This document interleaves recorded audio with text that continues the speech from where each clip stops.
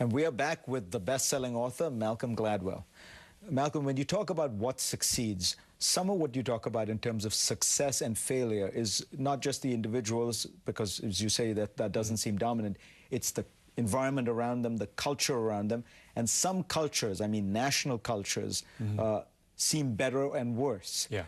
You found that by and large, Koreans were very bad at being pilots. Explain that. Being a good pilot, we think, is a matter of technical skill. It isn't, really. But what about Sully Sullenberger? Well, he's such an outlier to the theory of outliers. That's a very rare kind of plane crash. In fact, I don't know if there'd ever been a successful water landing in the last 50 years. Most crashes have a very different form. The overwhelming majority of crashes are the result of a breakdown in communication between the co-pilot and the pilot. Something comes up, a situation emerges that requires those two pilots to be in open and honest communication, and they fail to do that. One person withholds information, one person doesn't share, whatever.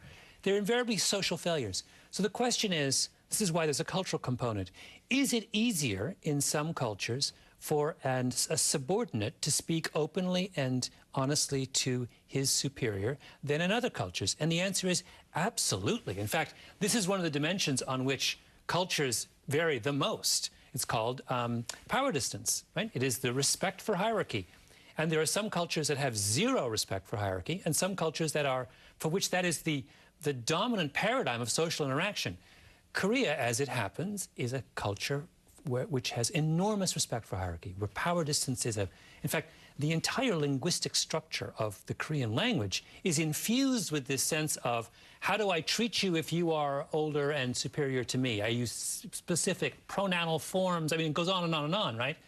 Well, that is in 99% of cases, a beautiful and wonderful thing. In the cockpit, it's a problem, right? And so you see, whenever you see cultures, if you overlay the list of cultures in the world by their respect for power distance with the list of cultures in the world by their plane crashes per capita, it's basically the same list.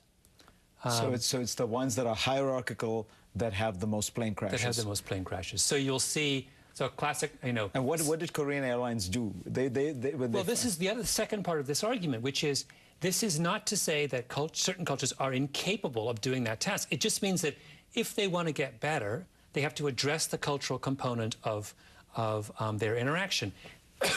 And that's exactly what Korean Air did. And they fixed their problem. Today, Korean Air was, through the 90s, one of the most dangerous airlines in the world. I mean, it was almost shut down at the end of the 90s by international aviation authorities. The Canadians told them at one point, you can't fly over Canada anymore. I mean, which is a real problem if you're trying to get from one end of the world to the other. And they fixed it.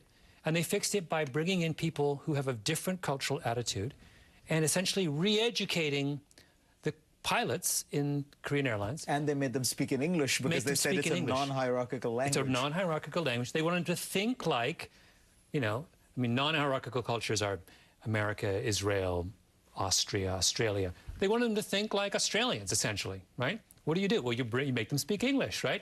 And it works. I mean, this is the sort of hopeful lesson at the core of my book, which is that when we acknowledge how much of success is embedded in culture, that's a hopeful thing because culture is malleable. It's something we can address if we put our minds to it. So when you look at America today, what elements of our culture are producing the kind of problems we see? I mean, we have a bad education system, for example. Yeah.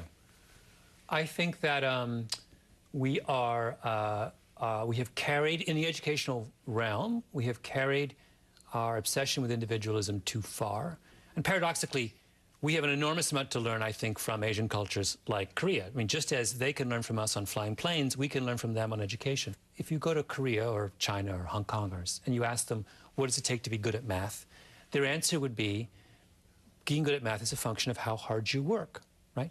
Now, hard work is something that is available to all students, regardless of intellectual ability. So when you come in with that perspective, your expectation is everyone can work.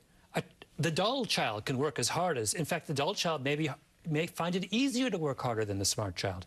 That work-based perspective on achievement allows you, I think, to serve the needs of a much broader pool of students than we have an ability-based approach, right? We're constantly segregating kids according to their aptitude, right? Whatever on earth that is. You know, I think we would do well to banish that word and simply, I think we should separate kids according to how hard they want to work. You know, the kids who want to do their homework ought to be in one, you know, and if you don't want to do your homework, I think we should say, then you have a problem. And we should, I don't care if you have an IQ of 150, you have a problem. You know, you have to, a work-based culture is, at the end of the day, a far more effective means of raising the middle. Malcolm Gladwell, thank you very much. Thank you, Creed. And we will be right back.